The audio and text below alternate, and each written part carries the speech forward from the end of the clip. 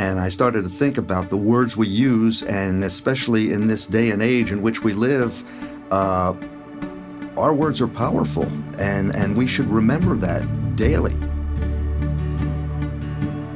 When I bring up people, not things, and I do it with our grandchildren as well, they just smile. For many people in the world, there is a moment of clarity when you see the world differently than you saw it previously. Those are the moments when we wake up to life. I'm Rabbi Josh Bennett, and this is Waking Up to Life, a podcast about those moments. I am so excited today to welcome to the show my dear friends and Temple members, Marla and Murray Feldman. Murray has spent 58 years in the world of broadcasting, most recently as the business editor for WWJ Radio in Detroit. And Marla has a 36-year career as an educator, also most recently as the principal at Grant Elementary in Livonia. But more important for our conversation today, you are Grammy and Papa, and I'm so happy to have you on the show. We are happy to be here. Thanks, Rabbi Josh. I am always happy to talk with you, be in your classes. I learned so much. Thank you. So this is the first episode of the podcast where I've had two guests in the studio at the same time. And it's an interesting thing for me to navigate between two stories. But your stories actually weave perfectly together. I guess that's what happens when you're married for so many years. You start to have the same story, but in different formats. So Marla, I want to start with you. Your story comes from the world of education. Tell me about the moment that you saw the world differently. Well, there are many moments, but the one that has always come back to me was many, many years ago when I was working with both teachers, a parent, and a student. And we were sitting around a round table trying to problem solve because things weren't right. And one of the things that was always important to me was that a child felt that they were home when they were in school and that they were loved and that they wanted, whatever they needed or wanted was addressed and we were listening to. And when the meeting became a little bit difficult with teachers and parent, the parent very honestly said, look, I am going to work and work and work on behalf of my child. But I didn't sign on for this cruise. I have since heard that from other parents, but that was the first time I heard that. And I thought for a moment, and I thought, okay, that applies to a lot of different situations. We get ourselves into a situation, we're in a situation, and we don't know how to handle it. But we need the help of other people. We need teamwork. And so, at that point, I thought, we need to listen more carefully. We need to listen more deeply. We need to hear that person's story so that we understand where they're coming from. Not necessarily what we're going to say next, but what they're going to say next, what they need. And it's interesting because in that moment, you're just trying to solve that person's problem, but you're not even hearing that they are challenged by this experience, by this moment, that they have a lot to work through as well. You're trying to take care of their child, but you're not even thinking about where they are. Well, I think that that's true. I mean, I think that we're so laser focused on the immediate that we don't see the larger picture. And sometimes we have to step back and we have to see the larger picture.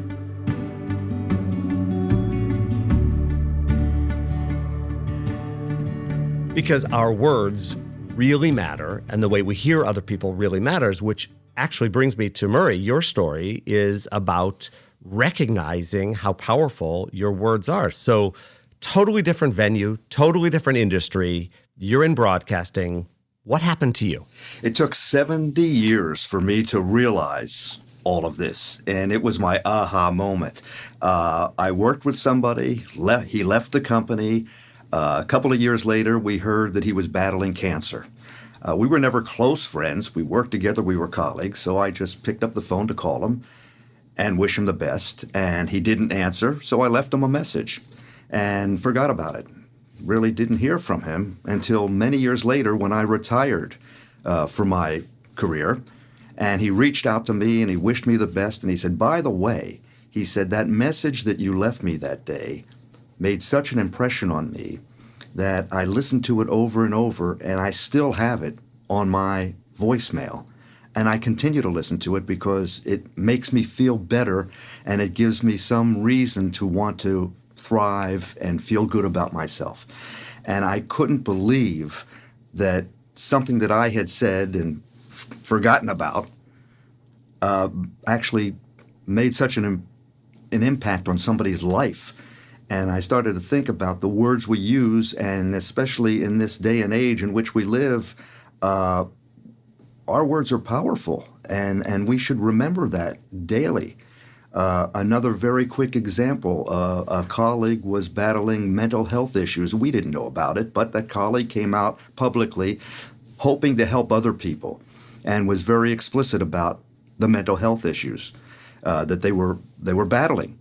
And I said to that person, I heard what you did, and I really think that was great, and you have a lot of courage, and I think you really are helping people. And that person looked at me and said, you don't realize how many times you helped me over the decades that we've known each other. And I said, what do you mean?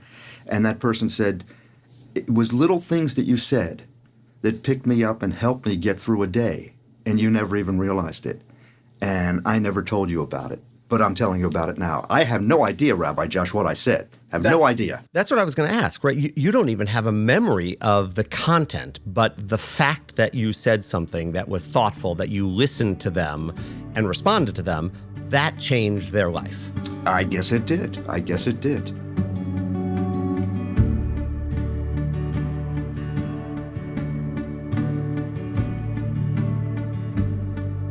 And I wish I would have known this earlier in life, because I would have been more conscious about what I was saying to people and maybe reached out to more people.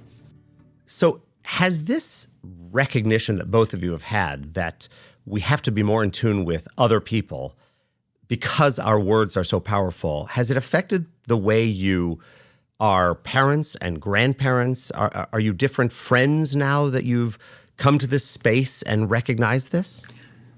I think I am. I think Murray is. I think we are as a couple. I think that we take the time to listen. We do. We take the time to reach out when friends are, even if it's sitting in Starbucks over a cup of coffee. I had a friend recently say to me, you know, we only see each other for an hour.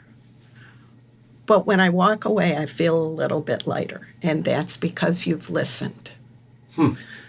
And so those reinforcements of what we've come, our aha moments, as you say, just keep us focused on not thinking about what we want to respond, but what is the person across from us really saying. Actually, it's the opposite side of the same coin. We have to both really hear what our friends, family members are saying, and we have to be aware of how powerful our response may be. And so a flippant, quick response may not be the most effective way to do it. But you're giggling here in the studio.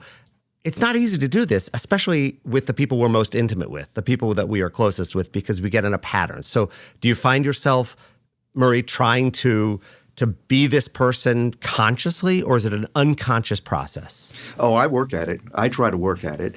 I try to work at it in our house. You introduced us as Grammy and Papa, and I try to work at it with our grandchildren. And it's really interesting that maybe it's my age, maybe it's the experiences that I've had, but I remember doing all these things with my kids. But it's so much different with the grandchildren.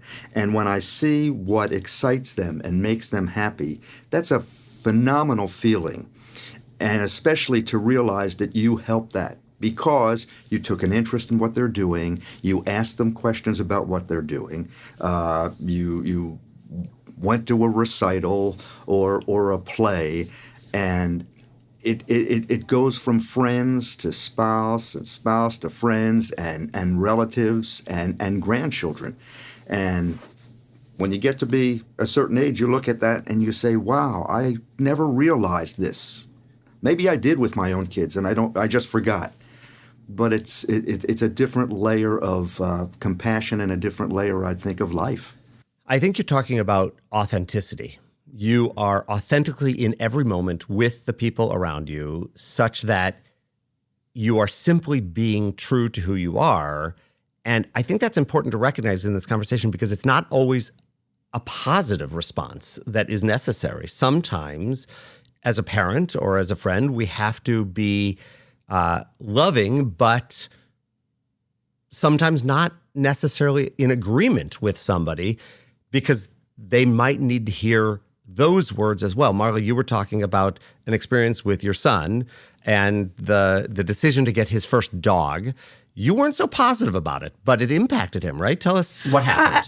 I think it really did impact him because he was able to recall it 17 years later after he had lost Brody, who we all lost because we loved so much.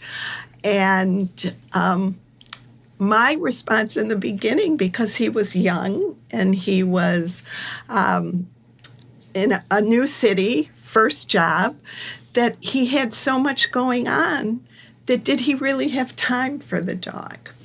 And he was determined, and he knew this was one of the things in his life that I said I was wrong on, and I have told him that over and over again. I think that's really important, recognizing that sometimes we say things, they may be what we need to say in that moment and what our friends and family need to hear, and they may not be right. Right. And I have said many times, I have lost my Good Mother Award many, many times over, but I always come back to do more good. So I just feel that you just have to be there. You have to be there, and you have to understand that what you say may not be what somebody wants to hear, and then recognize that did you need to say it or did you not need to say it?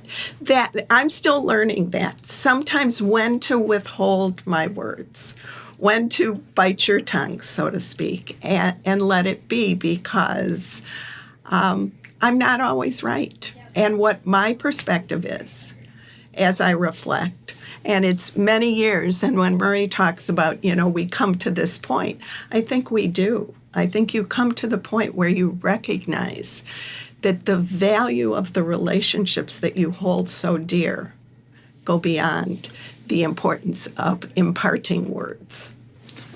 So there's another thing that I'm thinking about as you share that story, and it's the side of telling the person that you have heard them. Murray, you talked about this other person who responded to your words so many years later. They didn't tell you until years later. Why do you think they waited? And would it have been better if they had said it earlier? I think they waited because I think it took time for them to realize probably that, hey, that was really uplifting for me. And, he's back in my life again because I see that he's leaving his career and retiring. And I'm just going to reach out and say, hey, good luck. And, oh, by the way, that thing that you said to me really mattered. Perhaps also at the time, that person didn't want to talk to anybody because of what they were going through. But it was fine. I didn't expect a response. I figured, well, he heard it and that's it. And, he has a bigger job right now, and that's trying to battle this illness that he has. So I think that there is, though, an obligation that we can also hone, a skill that we can hone. It's something that, quite frankly, I have from the two of you. It's really important to me, words that you've spoken to me, and I've taken time over the years. I think Marla, you said this phrase to me probably 25 years ago, and I've taken time over the years to remind you how impactful that was for me. You once said to me, in life, we've taught our children, people are more important than things, and that has become a mantra in my family, and I've shared that with you because I want you to know the impact that you've had on my life. And so that's another part of this conversation, is that we do, I think, have a skill set that we have to practice to let other people know how important they are and how impactful they have been for us. So I just want to say thank you for that once again publicly, because it's been powerful in my life. That is such an important point that you just brought up, that when we feel that somebody said something in a positive way that changed us or changed our life, we should let them know rather than, I hate to say it, in an obituary sometime. Absolutely. And Rabbi Josh, that really has always been so important for me that you've done that. And our kids may joke, but they also, when I bring up people, not things, and I do it with our grandchildren as well, they just smile, because initially we put them to bed that way, but we just tried to live that. It gets harder, though, I think, in today's world with having gone through COVID and the social media, because people don't always see your face when you're talking. They don't always get that hug after you may have said something that was hard. Texts and social media, a voicemail, are not the same. And so when I was laughing before, it's because I texted one of our kids something while they were on a vacation when they sent me a picture, and they said, "Do you believe this?" And what I texted back was a joke about, we did that. And it was taken as, oh my gosh. And I said, no, that was a joke. I mean, really, you have to be careful. Yeah, because social media texts are emotionless. Absolutely. And you don't know what the other person is receiving. Right. It's interesting to me. So there's I'm the rabbi here, so I get to be a little bit of a rabbi in this podcast. We like that. The prophet Elijah, in one story in the Bible, is walking to the top of the mountain, and there's a storm raging, thunder and lightning. And the text says that he didn't see God in the thunder. He didn't see God in the lightning, but in what the text refers to as kol damama daka, a still, small, quiet moment. In between the storm, he heard the voice of God. And I think it's important that we live our lives with things and places and careers and family and all the things that motivate us and move us around. But taking this time to actually look somebody in the face, tell them what you're thinking, that is that quiet voice that if we could access more of, I think that we would have better relationships. And that's an incredible lesson that the two of you have shared with us today.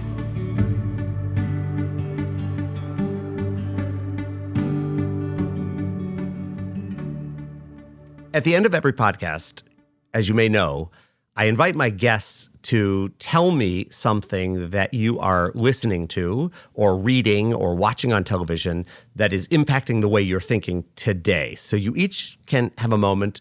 Murray, I'm going to have you go first because Marla started. Is there a book you're reading or an article you've read or something you're watching on TV or listening to that you'd like to share? This may sound trivial, but I read the words of songs. And then I research how they happened. how did they write those songs? Why did they write those songs? And a lot of it goes to some of the movies and the shows that we have seen recently where they do profiles of people and their lives. And so many of these songs are about their life. That's where they get the ideas. And when you read into that, you see the struggles that Neil Diamond went through. You see the struggles that Bob Dylan went through. You see the terrible things that the biggest group in the world, the Beatles, went through. And, you see certain things like John Lennon writing about being lonely because he felt that he had no family left, whether it was his professional family or his regular family. And I find it fascinating that these people who wrote so brilliantly and entertained us for so many years had so many issues and problems that pushed them to open up and share, as we talked about before, the communications process through their music. You must have just recently seen the Neil Diamond show, the Broadway show. Yep. Absolutely spectacular, and a window into his world, which was totally unknown. And the Bob Dylan movie. I haven't seen that yet, but I will. Marla, is there something you're reading or watching? There is. Well, there's something I'm participating in and watching on my computer, and that is a class that I've been in for many years that you and Rabbi Krakoff have, Coffee with the Rabbis, and it is something where I learn every time I Zoom on a class. I liked it better in person, though. I learned something that I can apply to my life. And the last thing I did, and hopefully you will appreciate this, you talked about balance in life and how it's sort of, you gave me the level idea. And that if you have a level and you're going toward the center, you don't have to be perfect and you don't have to be there, but it's just moving toward where you need to be and being the best of yourself. Each of our children got a level for Hanukkah. Beautiful. So thank you.